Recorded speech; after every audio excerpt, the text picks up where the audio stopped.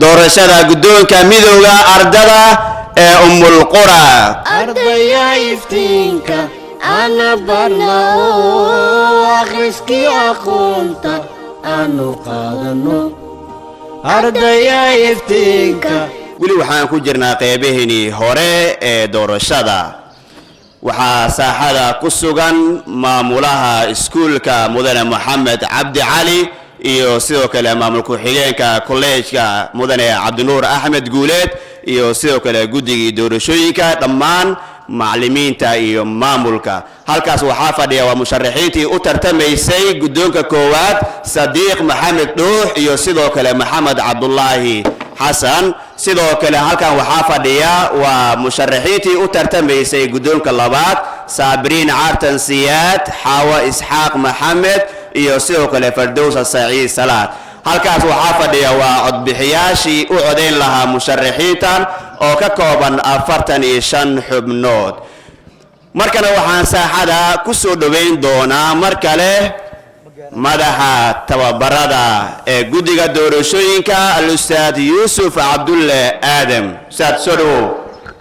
shardiga koowaad waxa weeyaan laga doonayo xildhibaanka ama codbixiyaashu waxa u yeeri doonaa guddiga marka waa inay ilaaliyaan waqtiga. qodobka waxa weeyaan musharaxiinta guddoomiyaha koowaad waxay ku kala hari doonaan cod dheeri maadaama yihiin laba musharax waxay ku kala hari doonaan maxaa waaye cod dheeri ayay ku kala hari doonaan. tusaale codbixiyaasha ama xildhibaanadu waa 45 xildhibaan 45 xildhibaan haddii musharax uu helo tusaale 23 cod uu helo musharax kalena uu helo 22 cod waxaa guddoomiyaha koowaad ee midowga ardada Ummul Qura helay ama noqday muxuu ahaay musharax helay 23 cod yani midka codka badan helay ayaa insha Allah muxuu ahaay guuleystay kaas ayaa guuleystaa noqon doono. qodobka waxa weeyaan haddii musharaxiinta guddoomiyaha koowaad isku cod noqdaan tusaale musharax ayaa uu helay 22 cod musharax kale waxa uu helay 22 cod kale haddii sidaa ay dhacdo macnaheedu waxa waaye waxaan muxuu ahaay loo gudbi doonaa wareegga labaad ayaa u gudbi doonaa qaybta muxuu ahaay musharaxiinta guddoomiyaha koowaad. qodobka sagaalaad waxa weeyaan musharaxiinta guddoomiye xigeenka ayaga ka duwan yahay sharci ahaan qaybta kale ama guddoomiyaha koowaad ka duwan yahay ayaga sharciga waxa weeyaan midkii hela 3 meelood 2 meel codbixiyaashu 45 muxuu ahaay xildhibaan Soomaa haddii marka 30 cod musharaxii hela wuxuu si toos ah u noqon doonaa guddoomiye xigeenka ardada midowga Ummul Qura. musharaxaas ayaa insha Allah ku guuleystay waa hadduu 3 cod helo way. haddii marka taa ay dhacdo tusaale musharax waxaa la waayay 3 cod hela la waay haddii marka la waayo musharax 3 cod hela hadii la waayo waxaa wareegga labaad u gudbaya labada musharax ee ugu codka badan ayaa insha Allah u gudbi doono wareegga labaad. halkaas ayaa insha Allah ku soo xiraynaa qaybta shuruucda ama shuruudaha doorashada. waxaan rajaynayaa dhammaan ardada codbixiyaasha ama xildhibaanadu inay nala ilaaliyaan nidaamka doorashada. والسلام عليكم ورحمة الله. بسم الله والصلاة والسلام على رسول الله وعلى آله وصحبه أجمعين. أما بعد معمول كحيانك جودة مؤسسة أستاذ عبدالنور أحمد جوليت معمولها غيبت سكولك أستاذ محمد عبد علي جودة دورشة شرفت له حفيز كارمها أرديدا كاميرمان كقيمها بدن سيدا قروح بدن برنامج كنا وجود دوبايو مشرحين تا عد بحياشة dhammaan ardada qiimaha badan ee halkan joogto cafwan macallimiinta qiimaha iyo qadarinta naga mudan dhammaan qof waliba oo halkan joogo waxaan ku salaamayaa salaanta salaamka assalaamu calaykum waraxmatullahi wabarakaatu. bacda salaam wax hadda aan ku soo talagalay maahan waxaan islaa bal ardadaadii iyo hawsha meesha ka socoto maadaama guddoomiye hore arday jaamacadeed ah soo naqatay xoogaa waa shucuurtaas aan soo dhaqaajisay qof hadda kelimad ku qoraa ama meesha ku soo talagalay ma ahi laakiin maadaama leegu wacay oo leegu yeeray waxay tahay inaan insha Allah taala aan waxaan ka dhaho ardaydana waxaan insha Allah taala xildhibaanada sharafta leh marka hadda codadka laga raasanayo iyo marka kale insha Allah taala inay isku mid noqon oo marka dabcan ardada ay u codeynayaan mar waliba insha Allah taala inay iska fiiriyaan ardayga dabcan mudan inuu noqdo hadhow markay u codayaan inay noqoto qofka aad u codaysay ma aha keliya inaad codka siisee marka uu guulaystana waa inaad garab iyo gaashaan iyo tale iyo tusaale dhammaan aad siisaa. بسم الله الحمد لله إلهي سبحانه وتعالى أيام هذا نصقناتي الله سو نقصو كل مي ساحدان أنت أسكدب وحنسدو كلا ما هاد وجدنا يا دمان جدك دورشوينك حفيزك وحبرشدا يسدو كلا حفيزك الرما أرضي أو كسو شقيي إن ما أنت نوقب صنطو دورشدان قيمها بدن ويكتر تميان ardayda ayna ku soo bandhigi doonaan haddii ilaahay idmo hogaamintooda mustaqbalka. waxaan sidoo kale u rajaynayaa guul dhammaan musharaxiinta u wada tartamaya guddoomiyaha iyo guddoomiye ku-xigeenka. qof walba oo guulaysta wuxuu la mid yahay qofka kale, laakiin muhiimadda doorashada ayaa waxay tahay in la helo space iyo saaxo ardaydu ay ku soo bandhigaan maaragtay khibradooda hogaamineed iyo sidoo kale awoodda ay u leeyihiin inay mustaqbalka waddanka ay hogaamin karaan. xaqiiqatan waa doorasho aad u qurux badan, si qiimo badan looga soo shaqeeyey. xildhibaanada matelaya ardayda oo fasalada ka kala yimid ayakana waxaa saaran mas-uuliyad. codkaagu waa ammaano, qofka aad siinaysa ha noqdo qof waxtar noqon kara oo wax ku soo kordhin kara saaxada ardayda. marka maadaama waqtigu aad noo hayo, kelimadeydii intaas ayaan ku soo koobaya. محمد عبد علي ماموراha iskuulka ayaa sheekin af ku sameynaya si loo tusiyo markaas musharaxiinta ee u tartamaya guddoonka koowaad iyo labaad. waa ujeediin waa 0. محمد عبد النور بوعلي زبيد نايل جيلي بوعلي محمد عباد داوود وكلي عبد الشكور فرحان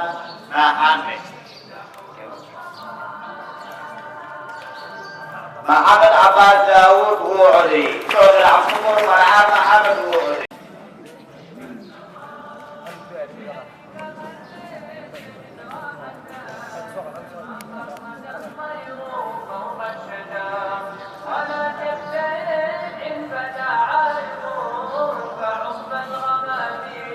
خالد علي سعيد وعلي إبراهيم محمد أبشر وعلي حمزة عبد الشافع محمود وعلي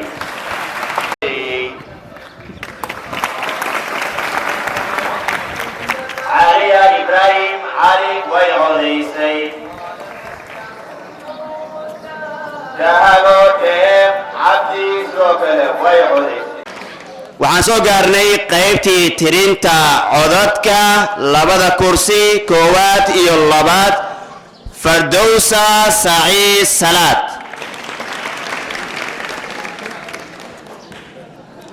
Xaawo Isxaaq Maxamed, Maxamed Cabdullaahi Xasan, Xaawo Isxaaq Maxamed,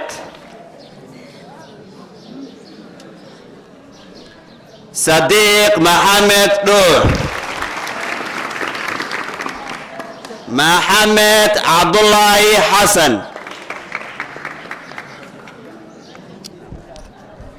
Sadiq Maxamed Dhuur,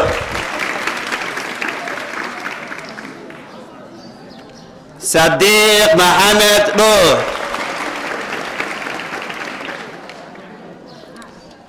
Maxamed Cabdullaahi Xasan, Fardowsa Saciid Salaad,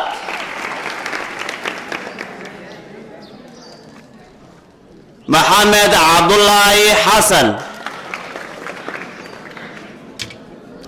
Sadiq Maxamed Dhuur, Fardowsa Saciid Salaad, Maxamed Cabdullaahi Xasan, Fardowsa Saciid Salaad, Fardowsa Saciid Salaad, Fardowsa Saciid Salaad, Fardowsa Saciid Salaad. صديق محمد نور صديق محمد نور صديق محمد نور فردوسة سعيد صلاة فردوسة سعيد صلاة صديق محمد نور صديق محمد نور فردوسة سعيد صلاة صديق محمد نور صديق محمد نور فردوسة سعيد صلاة صديق محمد نور قدومي كحيغانك أرضها القرى waxay codadka u kala heleen sida tan saabiriin cartan siyaan waxa ay heshay 6 cod xaawo isxaaq maxamed waxa ay heshay 7 cod fardowso siciid salaad waxa ay heshay 32 cod sidaa daraaddeed gudoomiye ku-xigeenka ardada qura waa fardowso siciid salaad عبد الله حسن وحا وهلي 10 عد صديق محمد دوح وحا وهلي 35 عد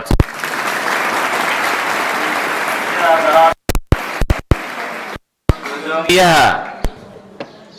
ميدوغا أرضيدا القرى وصديق محمد دوح